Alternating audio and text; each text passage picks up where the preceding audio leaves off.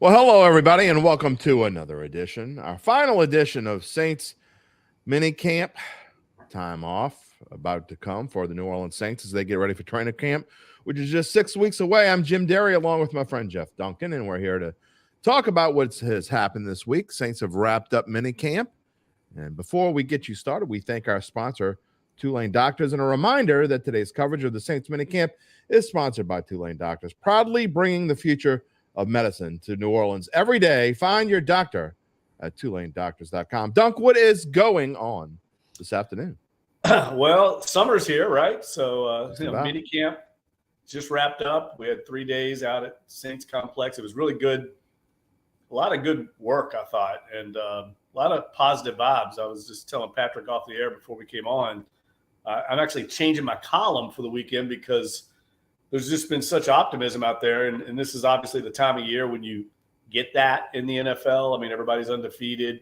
I try not to get caught up in it, but there's no doubt it's a different vibe than we've seen the last couple of years. Well, I talked about on Datitude this morning as well with Doug Mouton that, one of the things about this year that's different is, and no offense to Jameis Winston or Andy Dalton, but when you got a guy like Derek Carr that, to me, that Drew Brees is gone, he's never coming back. But that being said, I mean, to me, Derek Carr is the closest thing to a real top-notch quarterback that this team has had over the past 2.5 years since Drew left. Yeah, and I think he's better, at least what I've seen so far, JD. He's better than I thought he was. Now they haven't played a game yet. We haven't seen anything in action, but just the general first impression, he's just better than I thought he was. I mean, I didn't know what to expect, but his arm's stronger. That's definitely apparent. I know what his arm strength was going to be like. It just all the qualities as far as like leadership and tangibles, the guy just gets it. And I think that's exactly what they needed at that position. And now we're starting to see it in the locker room. Even the veteran players, I talked to Tyrann Mathieu yesterday about it. They're all starting to buy in because, like you said, they've got a quarterback. They got one of those guys. I mean, he's not Patrick Mahomes, but he's better than what they've had there. And that might have been the missing element for this team. I can't wait to tell the naysayers how wrong they were about Derek Carr. I have an excellent feeling about Derek Carr. I really do. I think that he's the kind of guy that can be with this team for 6 to 8 years. Again, not Drew Brees. No one's ever going to be Drew Brees again. But this team doesn't have to have Drew Brees to be a winning franchise. I mean, I think they have a lot of the pieces in place, Duncan. I think that Dennis Allen, and I know people are not believing in Dennis Allen, but I think this is a year where both these guys can prove a lot of people wrong. And they both want to do that. Yeah, Derek Carr even admitted this week that he felt like he didn't really give the best version of himself to the Raiders. I thought that was really notable that he kind of admitted that he almost needed this kind of wake-up call in his career. So I think the Saints are getting a better version of Derek Carr than even the Raiders saw the last few years. And sometimes you need that in life. It's not just NFL players, just anybody. You're in a rut, you kind of just going through the motions. You don't even know it. And you look up, and he's been in that place for 9 years. A change of scenery, a different voice in his ear, different outlook, can change the way you carry yourself into work. And just the other players, the coaches, I think there's a lot of momentum going on right now, a lot of positive vibes. Like I said, I think a lot of it's rooted in Derek Carr. Chemo Slice says he's loving your Beastie Boys shirt, by the way. Yes, one of my favorite shirts came out. Tell him, since way back in the day of the early Beastie Boys. So, very proud owner of this shirt. Well, you and I know a little bit about something about way back in the day because we're getting way up in the day as it goes. All right, tell me what have you seen? What did you see from minicamp? Obviously, the first group event where it was mandatory. They had the voluntary workouts and OTAs, but this was for real. That they all had to be there this week. And what did you see out there this week that has led you to feel as optimistic as it seems you do? Well, Carr looks great. I mean, he's in command of the offense now. Cam Jordan yesterday sat and held court and made a great point. I mean, the offense is going to shine during this time. There's no real pass rush. Nobody's in full pads. So it's really not football. That's what Cam was basically trying to get across to everybody. It's going to be easy for the quarterback to find receivers. They got way more time than they would have in a game to find those receivers. So, yeah, the offense should shine, but he looks in command, and even more so than I thought he would this early into the installation. This is really about the second time he's gone playbook, and ball comes out quick. He's got, like I talked about, his arm strength. There's just a lot of good things you're seeing out of him, and that's with the fact that Mike Thomas isn't out there right now. Taysom Hill just got out there.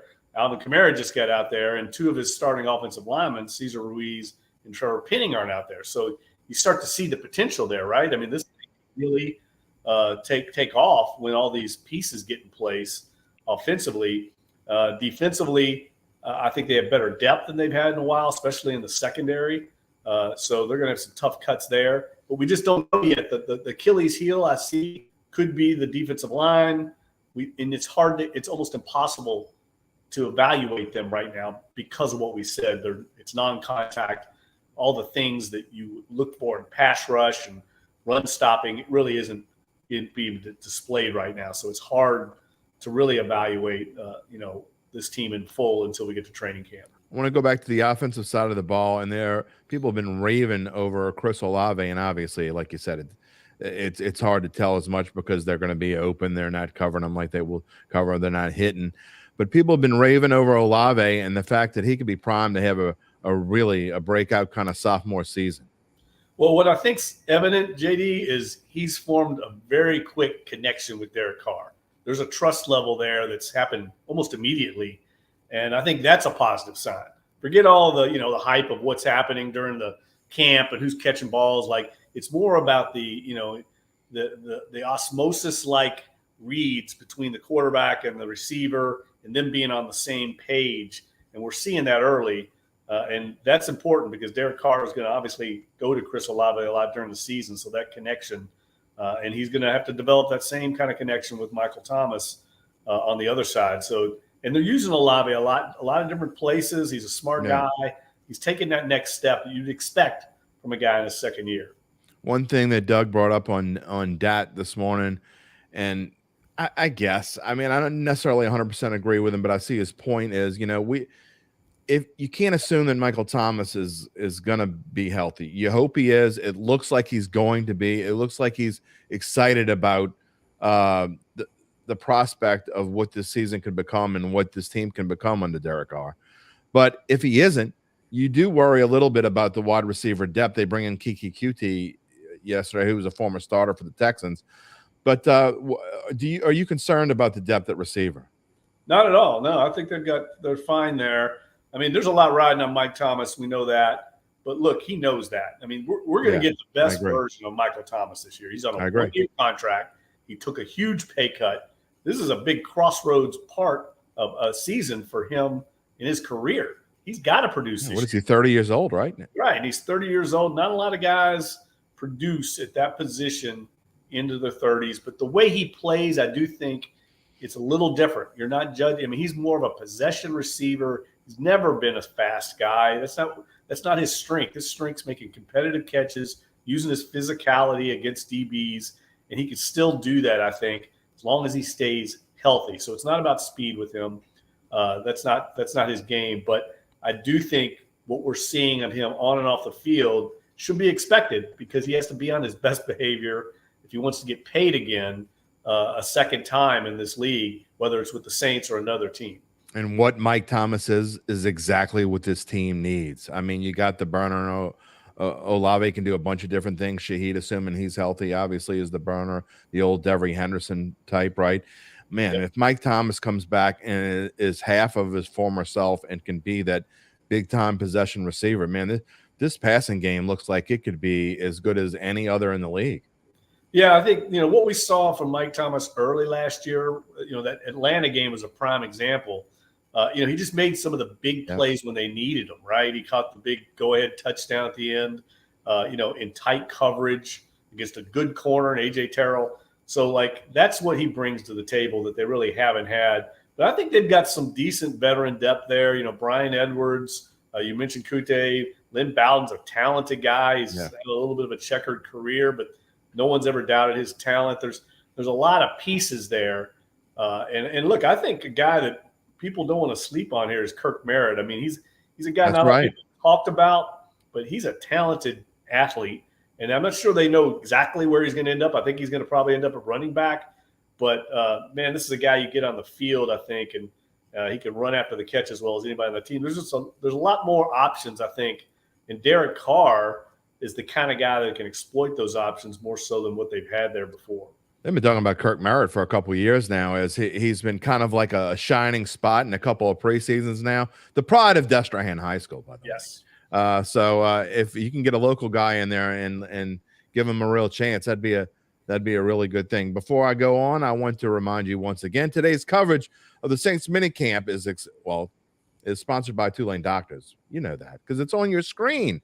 We're probably bringing the future of medicine to New Orleans every day. Find your doctor at TulaneDoctors.com. On the defensive side of the ball, we haven't talked much about the secondary, and a lot. Again, it's early, but Marshawn Lattimore has had his issues with his injury string. Tyrann Mathieu maybe didn't produce like a lot of people thought he might coming in. I thought Paulson Adebo has been great. And Alante Taylor, his rookie season was incredible. But what do you see for this defensive backfield? Have you noticed anything through minicamp, and how do you expect them to come together as we just 6 weeks from training camp now?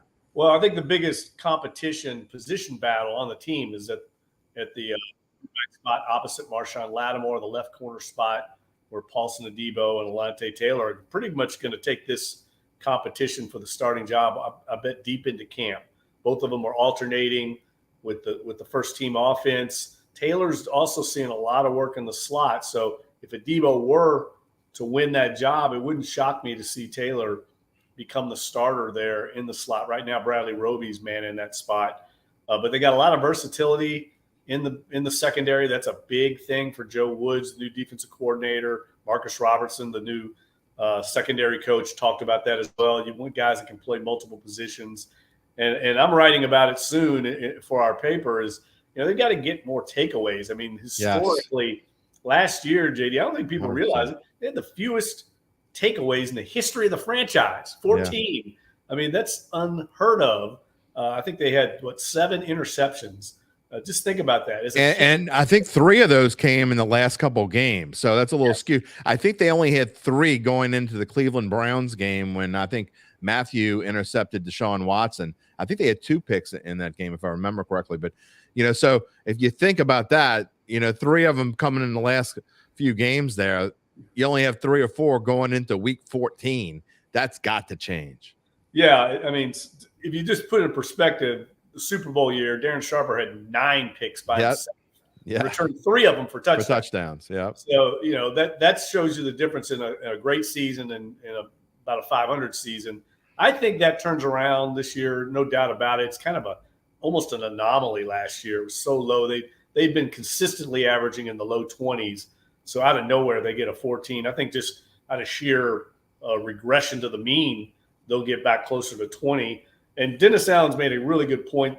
And I think the way the Saints look at it, it's a symptom. It's not the problem. It's a symptom of bigger problems. And that was the offense never getting them a lot of leads and also them failing to stop the run as they have in the past. So people didn't have to pass as much. So between those 2 things, if they can improve their run defense, and we think they've improved their offense, certainly with Derek Carr, that should allow them to kind of be in more advantageous position in games to create more takeaways. And I think they're right there. Dunk, you think about the 2 greatest coaches in this franchise's history, unquestionably Sean Payton and Jim Mora. Their 2 big things always were takeaway margin. You had to be well positive throughout the course of a season and every game, really, and time of possession. And both of those coaches harped on those things. And if you look at last year, I think they struggled in both of those efforts. Obviously, turnover margin was a big deal. So turnover margin leads to you having a better time of possession. The Saints win when they win both of those, categories. And I think there's going to be major emphasis put on both of those things this year. Yeah, and I think offensively, we haven't really talked much about this really on any of the programs, but I think the running game is going to be important for the Saints this No year. question. You know, they get their offensive line back healthy. Trevor Penning, by the way, is going to have a procedure today. Might have already had it in Birmingham to have that hardware taken out of his foot. It's a routine procedure, so he'll be ready for the start of camp. Same with Cesar Ruiz. Get those guys back. They're supposed to be ready for the start of camp. But having that offensive line intact and a force at left tackle like Trevor Penning. I mean, this guy is a road grader there. He's going to struggle, I think, still in pass protection, but there's no doubt he's an elite run blocker. That should help that running game, even without Alvin Kamara. You got Jamal Williams, Kendre Miller, the rookie should be healthy for the start of camp. That's the plan for him. They've got to be able to run the ball on teams to improve that time of possession. Patrick, if you want to show that last comment from Jerry, because I think it's a good question. He asked our friend Jerry, who's always here with us, which Saints player surprised you the most at minicamp? Thank you. Wow, that's a good question. I would say there's a couple of guys. One, I know it sounds silly, but I think Derek Carr. He's way better than I thought he was. So I think he stands out to me the most, and that's probably why everybody's been uplifted. There's been a few guys, like some under the radar guys. I mentioned Kirk Merritt. No one really talks much about him. I think he's a very underrated player on this team. Lucas Kroll, young tight end, who I think is going to have a future with the New Orleans Saints. He needs to add a little weight, but man, he can catch the ball and he can run, and the Saints like his potential. There's a couple of young linebackers that played well the last few days. Nefi Sewell, who had a really nice day yesterday. Had a great preseason last year. Yeah, broke up some passes yesterday. You can see he's much more comfortable. And there's a rookie here that I want to bring up. He's undrafted. And, Jeff Ireland had told me about this kid, Anthony Orji from Vanderbilt. Now, he's a classic undrafted free agent. Can't really run that well. That's why he didn't get drafted. But, man, he looks the part out there. He's smart. He's always around the ball. I think he's going to have a chance to stick. He made a couple of nice plays in red zone drills the other day. I can see why they're high on him. And that's a position, where there's I think some roster spots available after you get past the starters. How excited should Saints fans be about the tight end situation, which has been a struggle the past few years? I think they're as solid as they've been there in quite some time. Yeah, I don't think there's no Jimmy Graham there. Doesn't need to be. Yeah, there's a lot of talent there. Taysom's going to play more tight end this year, true tight end. He talked about that the other day. He's going to be more involved in the passing game as a receiving threat. That's something Pete Carmichael told me that he felt like he didn't really exploit enough last year. He took ownership of that. He said, we've got to use him more as a receiver. So I think you'll see him also involved. There's just a lot more options now than they've had in the past couple of years. And, I do think Mike Thomas's health is going to be important for this team to kind of be at an elite level. But I do think even if he's not the old Mike Thomas, this team's better in so many other areas. Granted, we don't know what's going to happen with Alvin Kamara. I think that's a big factor for where this team, the ceiling for this team. A couple more questions before we wrap up our final show here on Saints Minicamp. We've been with you for 4 weeks. It's our fourth show, going through the OTAs and now the minicamp before we take a little break. We all need a little rest and relaxation. So if you want to get a comment or question in, now's your chance. And actually, Dunk's going to be on with me on Datitude next Friday morning as well as I fade away into the sunset for a couple of weeks. Dunk, I'd like to ask you before we go off ashore about how does Dennis Allen see? He's got to feel more comfortable now going into his second season as head coach. And I don't think there's any doubt that this is a better team than what he had last year. Whatever their record is, none of us know the answer to that. But I think going into this season, this team is clearly better than the one he had last year. Does he look like he's more comfortable?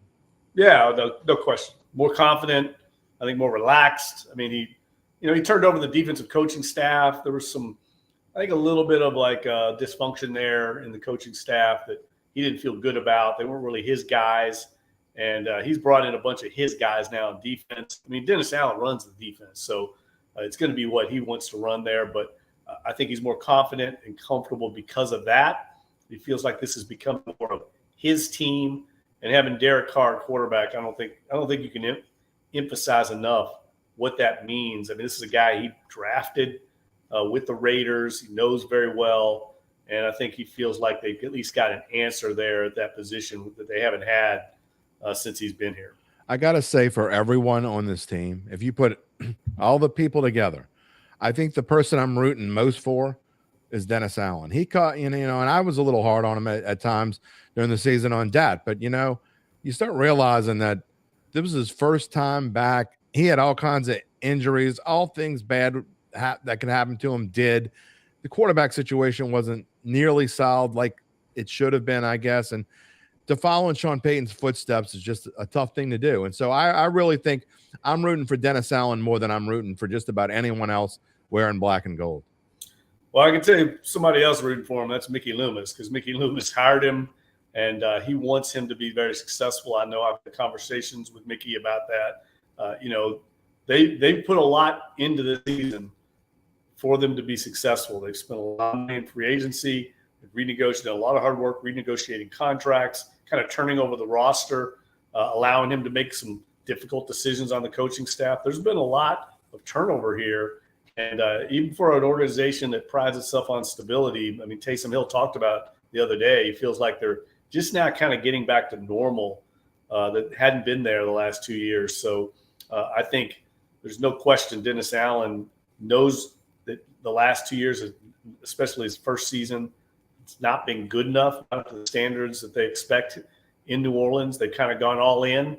Yeah, so they have to get results this year. I mean, it's an easy schedule. We've talked about it. They really avoid most of the top quarterbacks in this league. There's a lot, I think, built in for this team to be successful in a division that really is ripe for the taking now that Tom Brady's retired. There are no excuses, and you know what? I don't think he's going to need any. All the naysayers, I think, by the time all is said and done, might quiet down just a little bit. Before I ask my final question of our show here, I'm going to remind you one last time. Today's coverage of the Saints minicamp is sponsored by Tulane Doctors, proudly bringing the future of medicine to New Orleans every day. Find your doctor at TulaneDoctors.com. Okay, Dunk, before we go off the show, let everybody know, what do the Saints do now? What does their schedule look like? Do they take some time off? I know that Mickey usually stays around for another week or so, and the coaching staff will probably stick around for another week or so before they head off. But what are the players doing now? What does the schedule look like before training camp begins at last week of July? Well, man, they're all gone. I mean, they've all bolted. Oh, everybody's gone. Yeah. I talked, like, Tyrann Mathieu headed to Nickelodeon Park with his kids, and he's going to end up in Venice. And Cam Jordan said he's going to be in Italy. And this is the time for everybody to get away. Coaches, Pete Carmichael is going to be a little league dad, traveling to baseball circuits. He's got a place like a lot of coaches. A lot of guys over in 30A take trips over there, beach houses. And then they will reconvene the last week of July. Training camp starts, I believe, July 24th, right around there. So there's not a lot of time, man. It'll be here before you know it. No question. So they have to get away now. And I think mentally check out, stay in shape. Obviously, the injured guys are going to have to try and continue to rehab to get ready for the start of camp. But Dennis Allen said the other day, I asked him about it, he said that they expect to have every player on the roster ready for practice, the start of training camp. He said there's one guy not 100% sure of, wouldn't say who it was, but otherwise, 99.9% of the roster is going to be healthy, considering you got guys like Mike Thomas, Ruiz, Penning, Kendre Miller, all those guys that haven't been practicing. They should be on the field in late July. So that's another very positive sign for the Saints. That is a huge deal. If that can happen, because we know that, to me, health has been the primary concern for this team the past 2 years. I don't think there's any doubt about it, as Tulane Doctors is our sponsor. I mean, maybe they know something we don't. I don't know. What are you going to do? I know you're working on your book. Are you going to have any time to actually go have another Beastie Boys? They're just loving the Beastie Boys shirt. Are you going to have any time to yourself besides working on the book? No, we got to get to the finish line. Let's talk to Steve actually this morning. We're in the final stages of finishing up this book, and with Steve Gleason, he means, by the way. Steve Gleason's memoir. It's going to be out next April, and we're really excited about getting that out to the public. I think people are going to be. It's an extraordinary story, as everyone knows, here in New Orleans, and having the chance to write this with Steve and his wife Michelle. Just very grateful and honored to be a part of the process. But it's going to take another month. So it should take me right up to the start of camp. So hopefully I can sneak away for a few days, JD, get some fishing in, go up north somewhere and get out of this heat. And then I'll be locked and loaded for training camp. I was going to say, if you're going to go fishing around here, you ain't getting out of the heat. No, I'm going to go up to Canada, I think. Man, now I'm really jealous. All right, well, we'll talk more about it on Datitude next Friday before I escape into the Netherland. Not the Netherlands, the Netherland. I don't know where that's going to be. Might be in my bed for 2 weeks. Who the hell knows? But we thank you for joining us on the show. And Dunk, I'll see you next Friday. All right, bud. We'll talk then. Take care. Thanks to everyone out there for watching us the past 4 weeks. For Jeff Duncan and for behind the scenes Patrick McGee, I am Jim Derry. We'll see you soon, everyone. Have a great weekend. Happy Father's Day to everyone out there.